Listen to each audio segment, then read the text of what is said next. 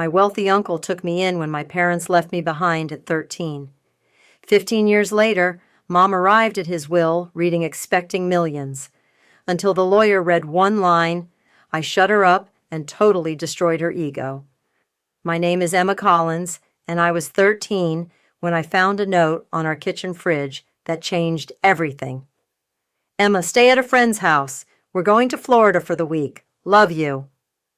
They took my sisters Jasmine and Lily on my birthday vacation and left me completely alone because I was the invisible middle child who never mattered. For 6 days, I survived on cereal and fear, wondering if they were ever coming back. That's when my Uncle Robert found me sitting on our front steps, still waiting for parents who had already forgotten I existed. Robert was the family success story who'd cut ties with everyone years earlier because he was disgusted by their selfishness and neglect. What my parents didn't know was that Robert had been quietly watching from a distance, and when he saw what they'd done to me, he made a decision that would change both our lives forever. For 15 years, he raised me, loved me, and taught me that family isn't about blood, it's about showing up. But when Robert died and left everything to me, my parents suddenly remembered they had a third daughter. What happened at that will, reading would prove that sometimes the best revenge is simply living well while the people who abandoned you reveal exactly who they've always been. What I discovered about my parents' true nature during my college graduation would prepare me for the ultimate betrayal that was still 15 years away. The years with Uncle Robert had transformed me from a scared, abandoned 13-year-old into a confident young woman with dreams and ambitions. By my senior year at Stanford, where I was studying civil engineering on a combination of academic scholarships and Robert's financial support, I had almost stopped expecting my parents to reappear in my life. Almost. Despite everything Robert had taught me about my worth and my future, there was still a part of me that hoped my parents would show up for my college graduation, that they'd realize they'd made a mistake leaving me behind and want to be part of my success. The morning of graduation, I checked my phone for messages that never came. No calls, no texts, no acknowledgement that their daughter was graduating magna cum laude from one of the most prestigious engineering programs in the country. Robert found me sitting on the hotel room bed, still in my pajamas an hour before the ceremony. Emma, he said gently, sitting beside me, talk to me. I keep thinking they'll call, I admitted. I know it's stupid, but I keep hoping that today will be different. Robert's response would teach me the most important lesson about family that I'd ever learn. Emma, let me tell you something I learned a long time ago about people like your parents. They don't change because circumstances change. They change only when consequences force them to, and even then, they usually change back the moment the pressure is off. But it's my graduation from Stanford, I protested. How can they not care about something this important? Because caring about your achievements would require them to acknowledge that they were wrong about you. And people like your parents would rather maintain their delusions than face uncomfortable truths. Robert pulled out a small wrapped box and handed it to me. But I want you to understand something. Their absence today doesn't diminish your achievement. It reveals their character, not yours. Inside the box was a delicate gold necklace with a pendant shaped like a small building symbolizing my future career in engineering. Emma, you've built something extraordinary in the past 5 years. A 3.8 GPA, 3 internship offers, early admission to graduate school if you want it. You did that despite being abandoned, not because of perfect family support. The wisdom that would carry me through the next decade and prepare me for what was coming. Your parents taught you that love is conditional, that you have to earn your place in a family. I want you to know that's a lie. You deserved their love and support simply because you existed. Their failure to provide it says everything about them and nothing about you. As we walked to the graduation ceremony, Robert continued the conversation that would shape how I understood family loyalty. Emma, I need to tell you something about your parents that might be hard to hear." "What?" "They've called me, twice in the past month." I stopped walking. "They called you? About what?" "About you, specifically about whether I was planning anything significant for your graduation. They wanted to know if there would be any financial gifts involved." The revelation that my parents had been monitoring my success from a distance, but only for selfish reasons. "They're not interested in celebrating your achievement," Robert continued. "They're interested in whether there might be money involved that they could claim a share of." The words hit me like a physical blow. "They want money?" "Emma, they've been tracking your progress through social media, through mutual family friends, through anyone who would give them information. They know about your scholarships, they know about your internships, and they know that I've been supporting you financially. But they never called me, never texted, never sent a card. Because acknowledging your success directly would mean admitting they made a mistake abandoning you. But monitoring your success from a distance lets them benefit from it without taking responsibility for their failures. If you're feeling as disgusted by these parents as I am, smash that like button, because what Robert reveals next about their true motives will make your blood boil." "Robert, what exactly did they want to know?" "They asked whether I plan to share the celebration with them, whether there might be opportunities for the family to reunite around your graduation." Very carefully worded questions designed to find out whether there was financial advantage to suddenly reappearing in your life.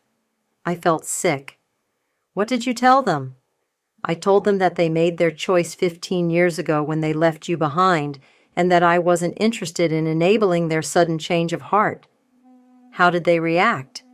"Your mother said I was being unreasonable, that families should forgive and forget.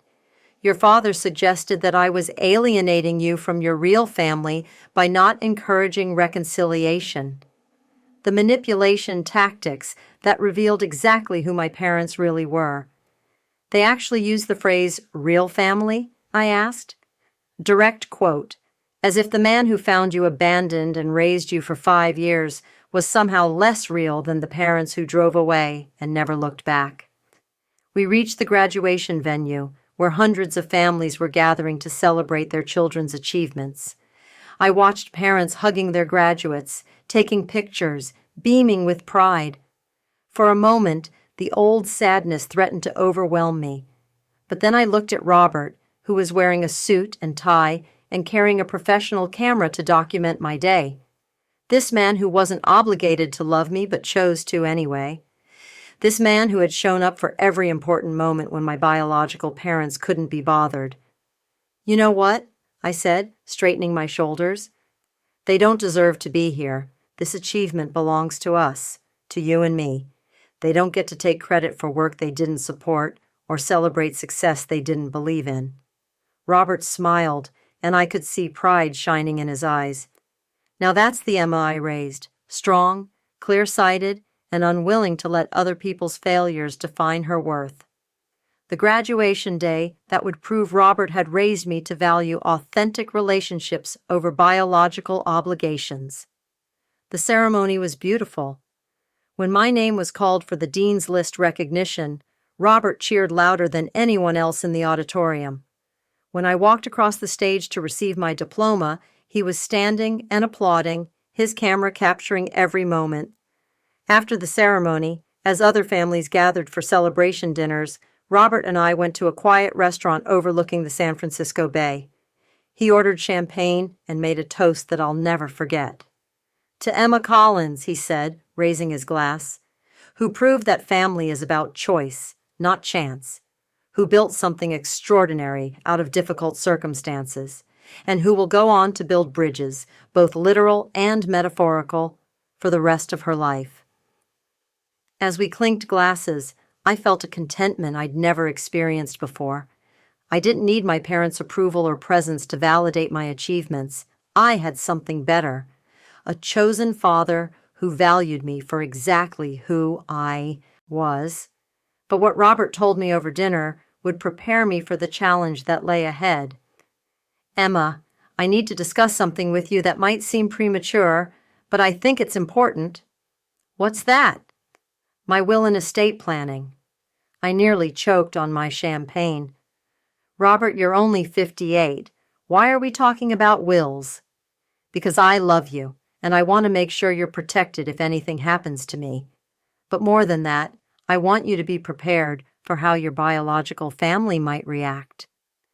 Robert pulled out a document from his jacket pocket. "This is a copy of my will. I'm leaving everything to you, my house, my investments, my business assets, everything." "Robert, I can't accept." "Emma, you're not accepting anything. I'm choosing to give it. There's a difference."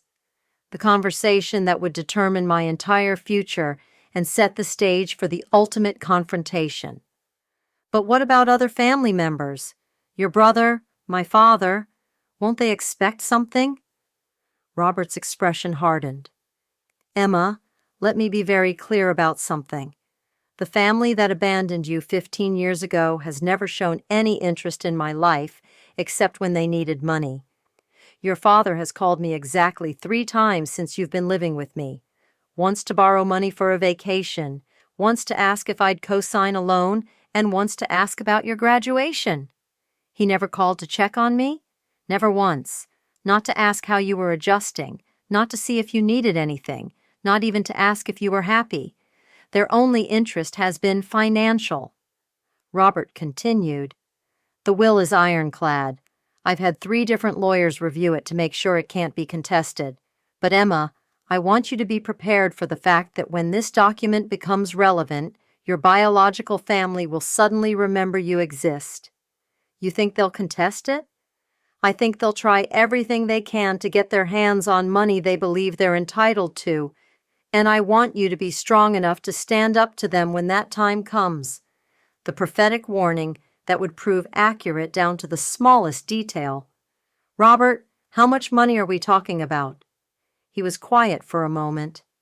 "Emma, my net worth is approximately $2.3 million. The house in Marin County alone is worth $800,000.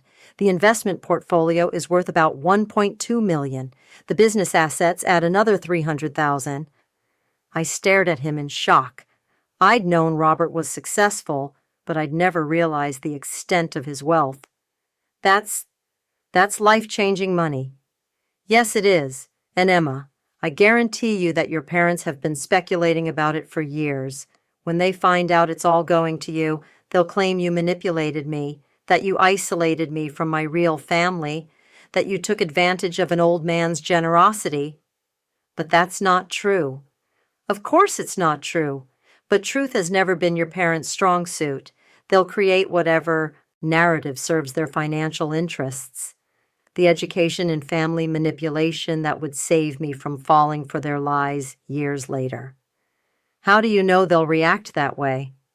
"Because I know your father, Emma. We grew up together. When we were kids, if something good happened to me, his first thought was always how he could benefit from it. If something bad happened to him, his first thought was always who else should pay to fix it." Robert signaled the waiter for the check. "Your father is a taker, Emma. He takes credit, he takes money, he takes opportunities, but he doesn't give support, doesn't offer help, and doesn't take responsibility. That's why he was able to abandon you, because in his mind, you were someone else's problem." "And my mother?" "Your mother is an enabler. She goes along with whatever your father decides because it's easier than standing up to him. She'll convince herself that whatever they do is justified because she can't face the alternative." As we left the restaurant, Robert put his arm around my shoulders. "Emma, I'm telling you all this not to hurt you, but to protect you. When the time comes, and it will come, you'll need to be ready for people who will try to guilt you, manipulate you, and lie to you to get money they never earned. The training that would prepare me for the ultimate test of my strength and integrity." Over the next 10 years, as I built my career as a civil engineer and Robert continued to be the most supportive, loving father figure I could have asked for, his predictions about my biological family proved eerily accurate. They never called on my birthday, never sent Christmas cards, never reached out when I was promoted to project manager at my engineering firm, never congratulated me when I bought my first house. But twice they contacted Robert when they needed money. Once when my father lost his job, and once when they faced foreclosure on their home. Both times Robert politely declined to help, and both times they accused him of being selfish and family-destroying. You see, Robert would tell me after these incidents, they only remember we exist when they need something. That's not family, that's opportunism. What happened when Robert got sick would prove that love is measured in presence, not just promises. The diagnosis came on a Tuesday in March, stage 4 pancreatic cancer, aggressive and already metastasized. The doctors gave him 6 months, maybe 8 with aggressive treatment. Robert chose to fight, but he also chose to prepare. We spent the next 6 months making memories, organizing his affairs, and having conversations about life, death, and what it means to leave a legacy. "Emma," he said during one of our last serious talks, "I want you to promise me something. Anything. When I'm gone and your family comes, and they will come, I want you to remember that you don't owe them anything.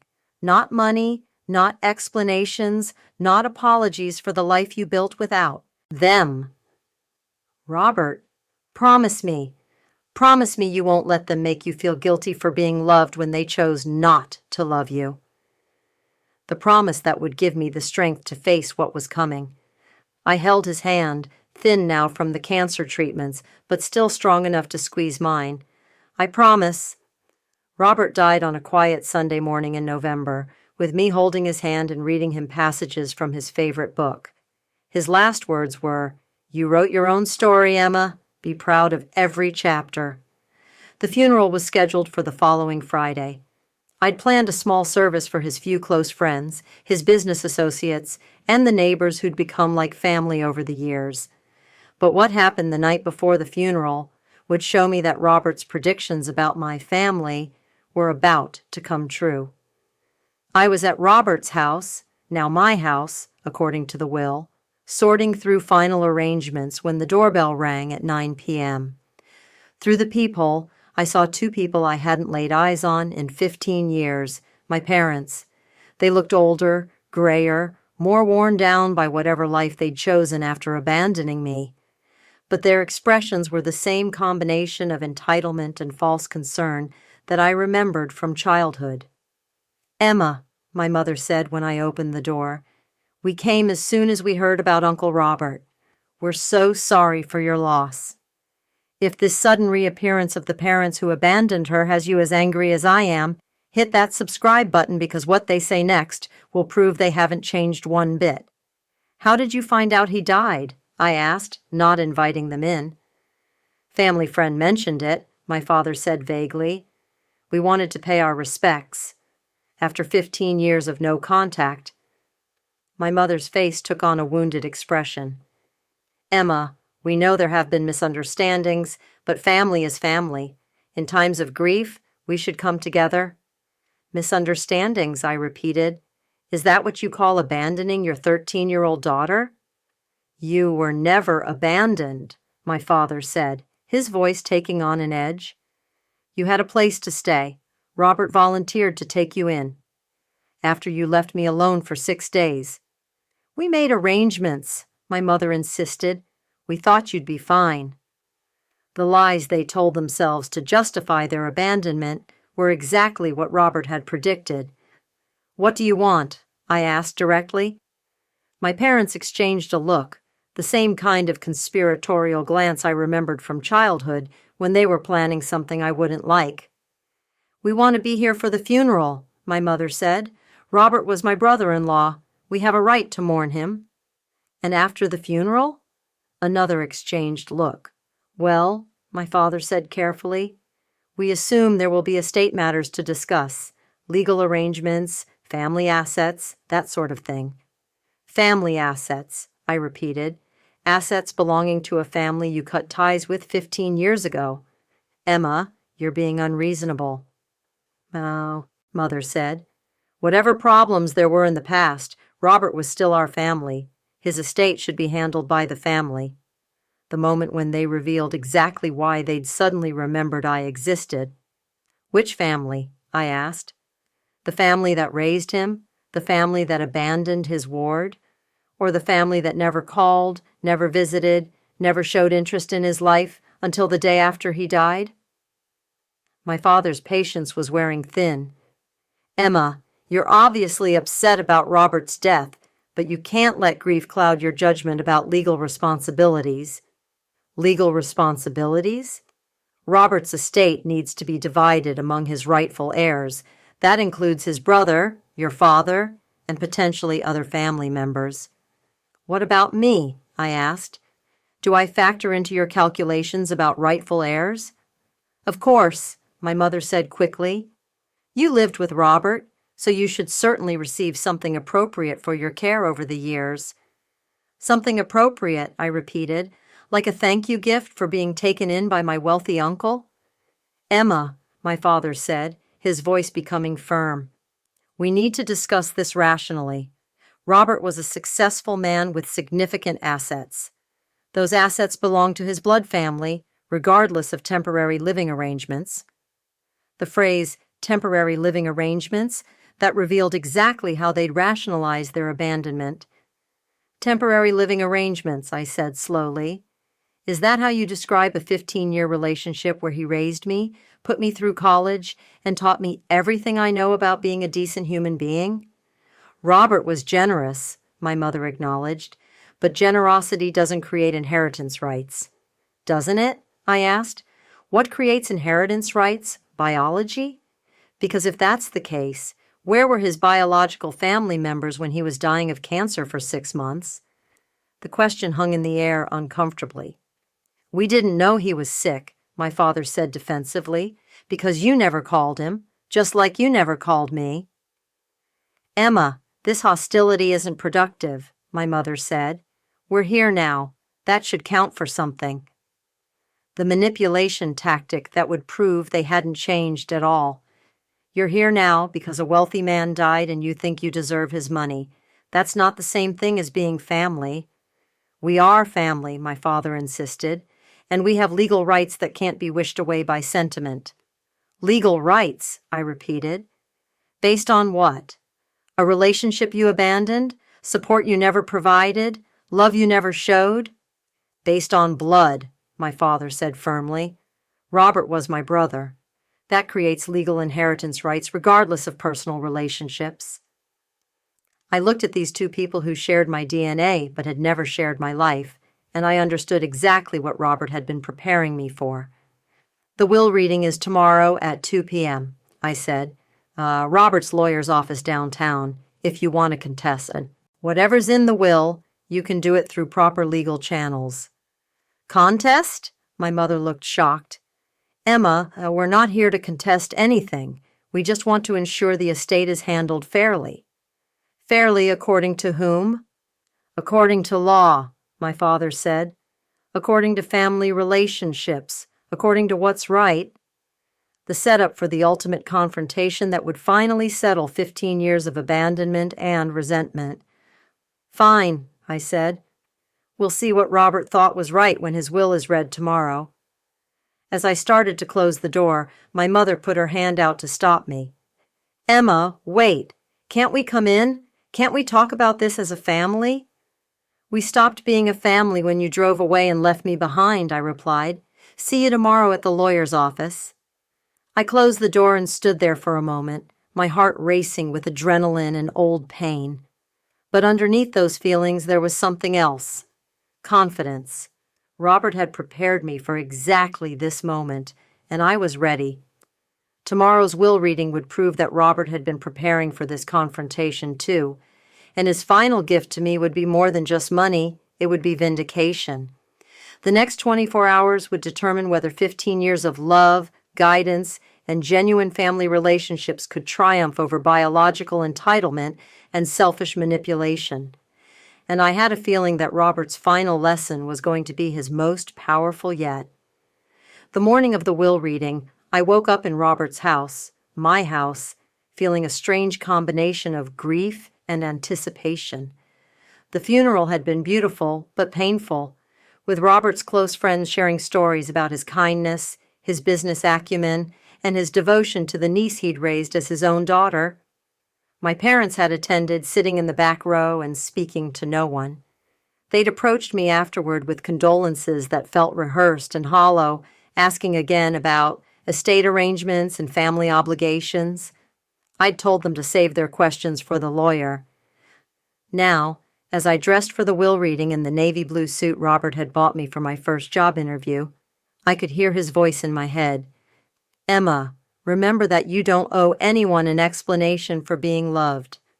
What happened at that law office would prove that Robert had orchestrated the perfect final lesson about family, loyalty, and justice. The law offices of Morrison, Webb, and Associates were located in a downtown San Francisco high-rise with floor-to-ceiling windows overlooking the bay. I arrived 15 minutes early and was escorted to a conference room where Robert's attorney, James Morrison, was arranging documents on a mahogany table. "Emma," he said, standing to shake my hand, "I'm sorry for your loss. Robert spoke of you constantly, and always with such pride." "Thank you, Mr. Morrison. He spoke highly of you as well. Please call me James. Before the others arrive, I want you to know that Robert and I spent considerable time ensuring this will was absolutely uncontestable. He anticipated there might be complications." "What kind of complications?" "The kind that arise when people who've been absent from someone's life suddenly develop strong opinions about their estate." The lawyer who had helped Robert prepare for exactly this confrontation. At exactly 2 p.m., my parents arrived with a man I didn't recognize, tall, expensive suit, carrying a briefcase that screamed, "Attorney." "Emma," my father said with forced warmth, "this is our lawyer, David Kellerman. We thought it would be prudent to have legal representation during the proceedings." James raised an eyebrow. "This is a will reading, not a negotiation, but Mr. Kellerman is welcome to observe." My parents took seats across the table from me, with their lawyer beside them. The dynamic was clear: them versus me, with Robert's final wishes as the battleground. "Before we begin," James said, "I need to clarify the nature of today's proceedings. This is a reading of Robert Collins' last will and testament, executed 6 months ago and properly witnessed. The document is legally binding and has been reviewed for validity." "We understand," my father said. "We're just here to ensure our family's interests are protected." "Your family's interests," James repeated, making notes. "And who, specifically, do you consider to be Robert's family?" The question that would force them to define their relationship with the man they'd ignored for 15 years. "I'm his brother," my father said firmly. "Emma is his niece. We're his closest living relatives." "I see. And when was the last time you spoke with Robert?" My parents exchanged uncomfortable glances. There had been some family tensions," my mother said carefully, "but blood is blood." How long had these family tensions existed? "About 15 years, my father admitted. James made more notes. 15 years of no contact, and yet you're here to claim family interest in his estate." "Mr. Morrison," their lawyer interjected, "my client's relationship with the deceased is not relevant to their legal inheritance rights." "Actually, Mr. Kellerman, it's very relevant, but we'll get to that." James opened the will documents. "Shall we proceed?" The moment when Robert's final wishes would be revealed and destroy my parents' expectations forever.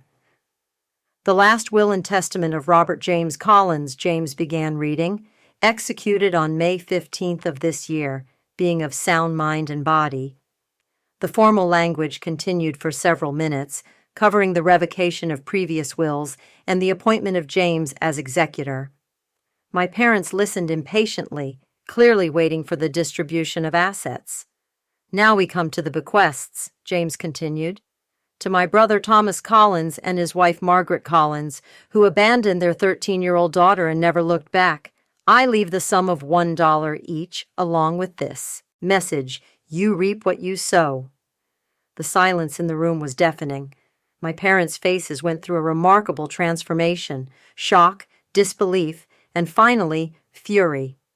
"That's impossible, Wat," my father sputtered. "There must be a mistake." "There's no mistake," James replied calmly, continuing to read. "To my beloved daughter in all but blood, Emma Collins, who was abandoned at 13, but never absent from my life, I leave the entirety of my remaining estate." The vindication that would prove Robert had seen everything clearly from the beginning. "This includes," James continued, "the family home at 1247 Maple Ridge Drive in Marin County, valued at approximately $800,000, investment portfolio with Meridian Financial valued at $1.2 million, business assets from Collins Engineering Consultants valued at $300,000, and all personal effects, vehicles, and miscellaneous assets." My mother had gone completely white. "He can't do this. Emma manipulated him. She isolated him from his real family." "Mrs. Collins," James said patiently, "would you like me to continue reading the will? Because Robert anticipated your objections." "Continue," their lawyer said grimly. "To those who may question this distribution," James read, "I state for the record that Emma Collins never asked me for money, never pressured me for inheritance promises, and never tried to influence my estate planning. She earned my love and respect through 15 years of presence, support, and genuine care. The testament that would expose my parents' lies about manipulation and isolation. In contrast," the will continued, "my brother Thomas Collins contacted me exactly 3 times in 15 years, once to borrow money for a vacation, once to ask me to co-sign a loan for a vehicle, and once to inquire about graduation gifts for Emma, not to congratulate her, but to determine if there might be financial benefit to suddenly resuming contact." My father's face was now red with embarrassment and anger. "This is character assassination. Robert was obviously influenced by Emma's poisoning of his mind against his real family." "Mr. Collins," James said, "would you like me to read Robert's detailed documentation of every attempt your family made to contact him over the past 15 years? Because he kept records." "What kind of records?" their lawyer asked suspiciously. James pulled out another folder. "Phone logs, email printouts, and written summaries of every interaction. Would you like me to read the email your wife sent Robert asking him to help with your mortgage payment? Or perhaps the voicemail where you suggested he owed you money because you'd given him Emma?" The evidence that would destroy any claim they had to moral high ground. "Those communications were taken out of context," my mother protested weakly. "Were they? Let me read this email from February 2018. Robert, we're facing foreclosure and need $20,000. Since you benefited from taking Emma off our hands, we think it's fair that you help us out financially now." The words hung in the air like toxic smoke. Even their lawyer looked uncomfortable. "You told him you'd given me to him, like I was a burden you were glad to be rid of," I said quietly, speaking for the first time since the reading began. "That's not what we meant," my father said desperately. "It's exactly what you meant, and now you want his money because you think you're entitled to it by blood relation." "We are entitled, Mike," my mother said, her voice rising. "He was family." If you're as disgusted by these parents as Emma is, absolutely smash that like button because what the lawyer reveals next will completely destroy their case. "Actually," James interrupted, "let me read the rest of Robert's statement about family entitlement." He cleared his throat and continued, "I have heard the argument that blood relations create automatic inheritance rights. To this I respond, Emma Collins has been more of a daughter to me than my biological family ever were as relatives. She was present for my birthday celebrations, my business struggles, my health concerns, and my daily life for 15 years. My brother's family was present only when they needed money." "This is all very touching," their lawyer said, "but emotional arguments don't override inheritance law. Mr. Collins had a legal obligation to provide for his closest living relatives."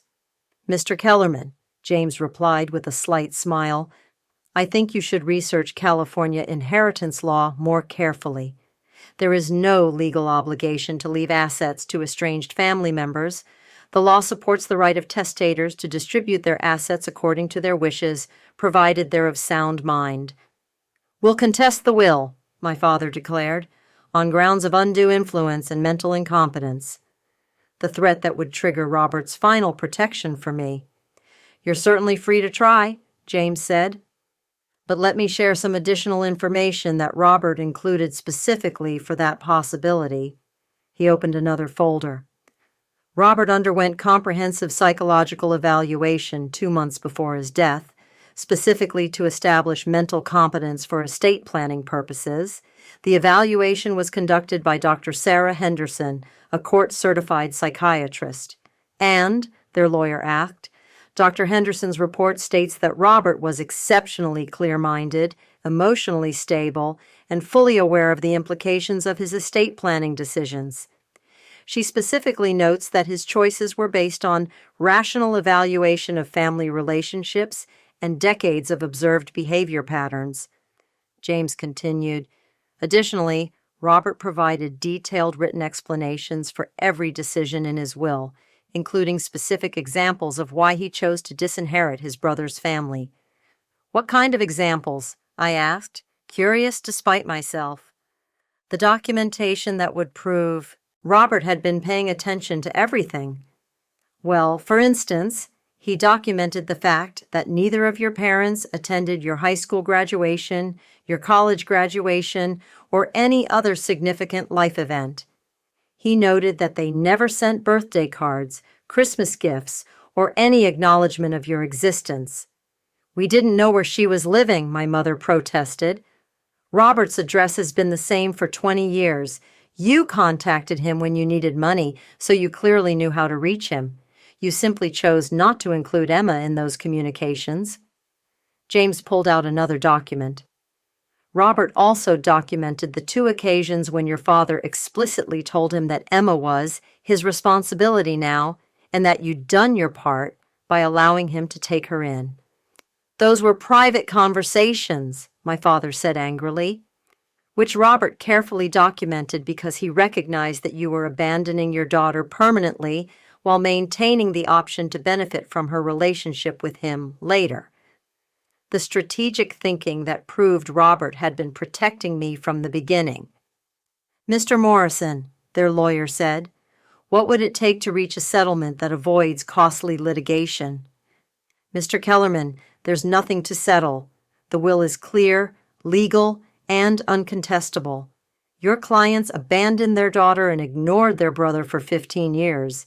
They have no legal standing and no moral claim to Robert's estate. We could argue that Emma should share the inheritance with her parents, the lawyer tried. On what basis? That they gave birth to her and then abandoned her? That's not a compelling legal argument. My mother began crying, but they were angry tears, not sad ones. This isn't fair. Emma gets millions of dollars while her own parents get nothing. Mrs. Collins, I said, standing up for the first time, you got exactly what you gave, nothing. The moment when I finally stood up to the people who had shaped my childhood through neglect. For 15 years, you gave me nothing. No phone calls, no birthday cards, no interest in my life or achievements. You gave Robert nothing too, no relationship, no support, no acknowledgement of what he was doing for the daughter you abandoned. We made mistakes, my father said desperately, but we're still your parents. No, you're the people who gave birth to me and then drove away. Robert was my parent. He earned that title through love, support, and presence. You forfeited it through neglect and abandonment. Emma, please, my mother pleaded. We can be a family again. We can make up for lost time. Can you? Can you make up for missing my prom, my graduation, my first job, my college years, my entire adolescence? Can you make up for letting me believe I was worthless enough to abandon? The questions that would force them to face what they'd really done. You were never worthless, my mother said weakly. Then why did you leave me behind? Why take my sisters on vacation but leave me alone for a week? Why never call to check if I was safe or happy or alive? We knew you were with Robert. We knew you were safe. You knew you were free of responsibility for me. There's a difference. James cleared his throat diplomatically. If there's nothing else to discuss regarding the will, I believe we can conclude today's proceedings. There's one more thing, I said, looking directly at my parents. Robert left me a letter to read after the will was concluded. Would you like to hear it? The final message that would complete Robert's lesson about family and love. James handed me a sealed envelope marked, "For Emma," to be read after the will reading. I opened it with slightly shaking hands. "My dearest Emma," I read aloud, "if you're reading this letter, then the will has been read, and your parents have learned that love and loyalty matter more than biology and entitlement." I paused, looking at my parents' stricken faces, then continued. "I want you to know that every penny I'm leaving you was earned through honest work and saved through careful planning. But more importantly, every penny represents my choice to invest in someone who invested in me. You gave me 15 years of love, respect, and genuine relationship. Your parents gave me 15 years of absence and occasional requests for money." "This is cruel," my mother whispered. "Let me finish," I said firmly. Robert continues, "Emma, your parents will tell you that blood is thicker than water, but the full quote is, 'The blood of the covenant is thicker than the water of the womb.' The relationships we choose are stronger than the relationships we're born into." The wisdom that would redefine everything I understood about family. You chose to love me when you didn't have to. I chose to love you because you deserved it. Your parents chose to abandon you when parenting became inconvenient, and they're choosing now to claim you when money is involved. These choices reveal character, not biology. I looked up at my parents, who were sitting in stunned silence. The letter concludes, "Use this inheritance to build a life that makes you happy. Share it with people who love you for who you are, not what you have. And remember that the greatest gift I could give you wasn't money. It was showing you that you deserved to be loved unconditionally." The final gift that was worth more than any inheritance. I folded the letter and put it back in the envelope. The conference room was silent except for the sound of my mother's quiet crying. "Emma," my father said finally, "what happens now? Are you really going to let your parents struggle financially while you have millions?" "I'm going to do exactly what you did to me," I replied. "I'm going to make my own choices about who deserves my support based on how they've treated me." "So you're cutting us out forever?" "I'm not cutting you out. You cut yourselves out 15 years ago. I'm just not cutting you back in because you've decided my inheritance makes me worth knowing." Their lawyer was packing his briefcase, clearly recognizing a lost cause. "Mrs. Collins, Mr. Collins, I think we should discuss your options outside. If this ultimate justice has you completely satisfied, hit that subscribe button because Emma's final words to her parents will give you chills." As they prepared to leave, my mother made one last desperate attempt. "Emma, we know we made mistakes, but couldn't we start over? Couldn't you give us a chance to be the parents we should have been?" I considered the question seriously, thinking about the scared 13-year-old girl who had waited on the front steps for parents who never came back. "You could have started over any time in the past 15 years, I said. "You could have called on my 16th birthday, or my 18th, or my 21st. You could have reached out when I graduated college, or got my first job, or bought my first house. We didn't know. You didn't want to know. There's a difference. You only want to start over now because there's money involved." "That's not true," my father protested.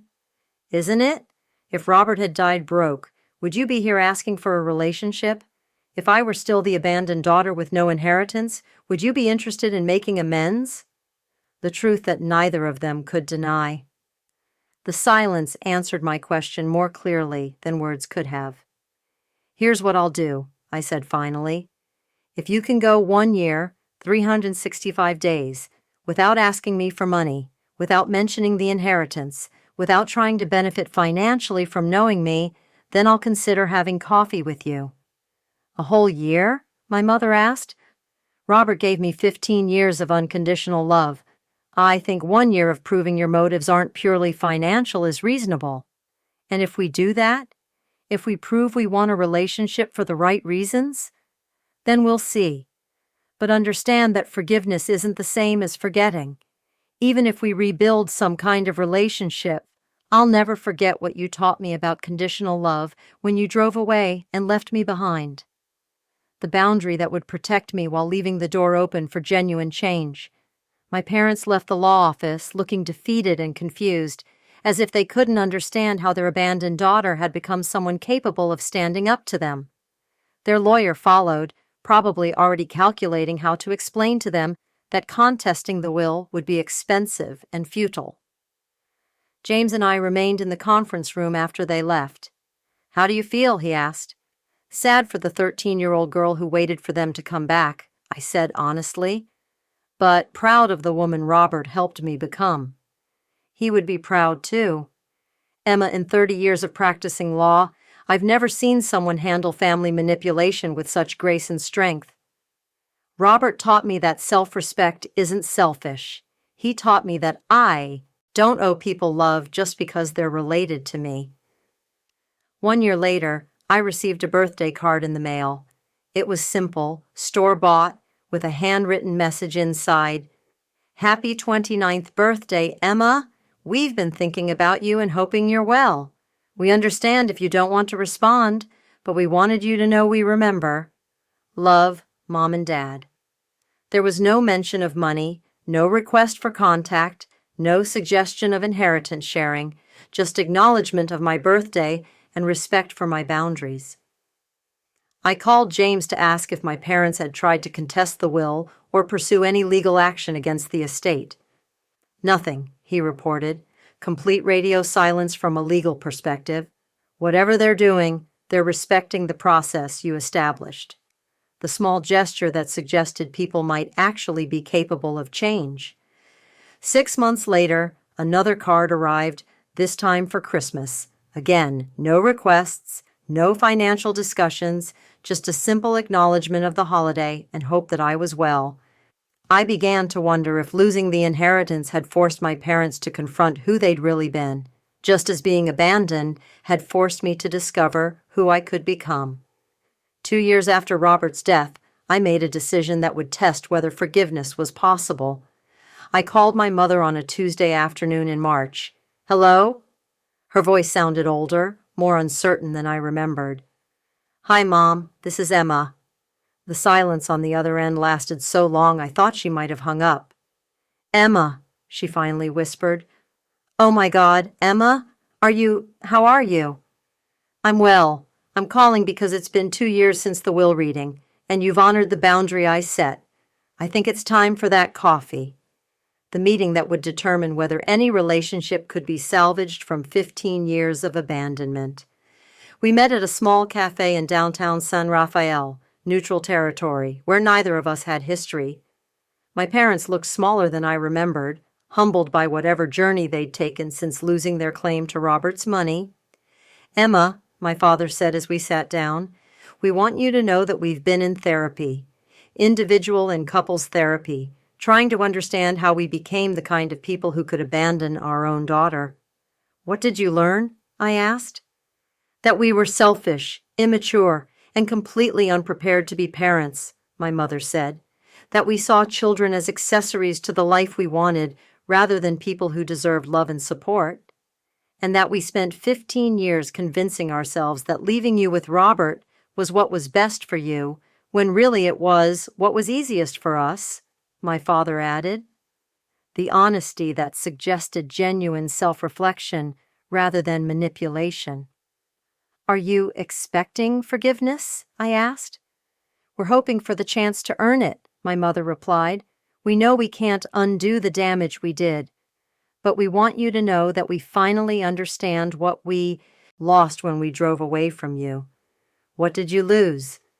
"The chance to know an incredible young woman," my father said. "The opportunity to support someone who turned out to be stronger and more successful than we ever imagined. The privilege of being part of your life." We talked for 2 hours that day. not about money or inheritance, but about the choices they'd made and the consequences they'd faced. They told me about the years of financial struggle, the way abandoning me had poisoned their relationship with my sisters, the gradual realization that they'd thrown away something irreplaceable for convenience. I told them about Robert, about the life I'd built, about the woman I'd become with the help of someone who believed I deserved love. 3 years later, we have a relationship, not the mother-daughter, father-daughter bond that was lost forever, but something new. We meet for coffee every few months. They send birthday and Christmas cards. They've met my husband, David, whom I married last year in the house Robert left me, surrounded by friends who chose to be family.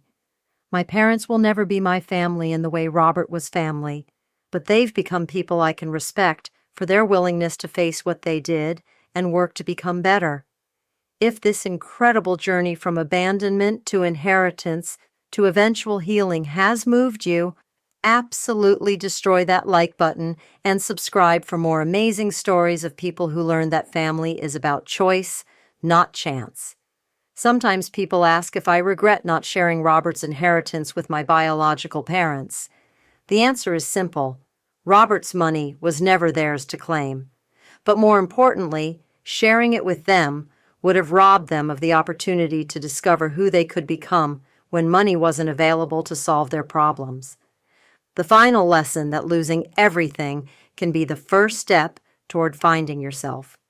Today, I use Robert's inheritance to fund a scholarship program for children who've been abandoned or neglected by their families.